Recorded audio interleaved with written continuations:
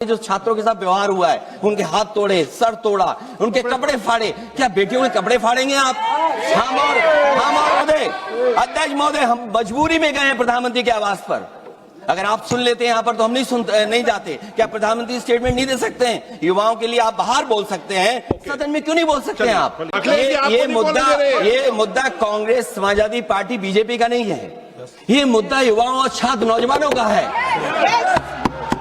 आपने इनको बुलवा दिया, क्या समझौता कर लिया आपने? क्या आपने क्यों नहीं बोलने दिया हमें? आपको मैंने बोलने के लिए कहा, एक मिनट प्लीज। नहीं, आपने समझौता क्यों कर लिया फिर? हम लोग का बात अखिलेश जी नहीं, छात्र नौजवान क्या केवल? अखिलेश जी एक मिनट। नहीं अध्यक्ष महोदय, ये पक्ष ठीक नहीं है अध्यक्ष महोदय। ये युवा छात्र नौजवान हम सब पे हैं, हम सब लड़ रहे हैं उनके लिए, हम सब लड़ रहे हैं उनके लिए।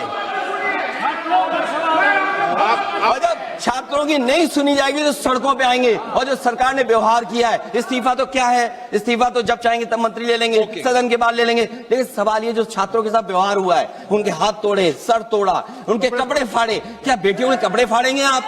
हम और राहुल जी थे। अध्यक्ष महोदय, हम मजबूरी में गए हैं प्रधानमंत्री के आवास पर।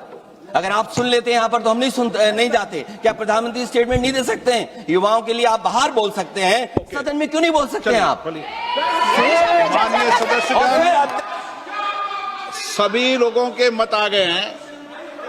आप भी चर्चा चाहते हैं, ये भी चर्चा चाहते हैं, और सरकार चर्चा करने को तैयार है।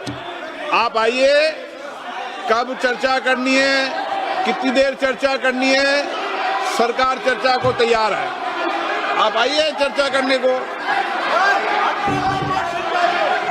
ऐसे गैलरी में बैठकर चर्चा नहीं होगी, चर्चा होगी। आप अपनी सीट पर बैठे, कितनी देर करनी है, किस नियम के तहत करिए, आप बैठिए।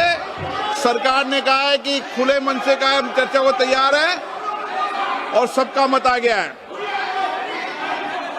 अब आपके आपस के विवाद को मैं सीट पे बैठ के नहीं निपटा सकता।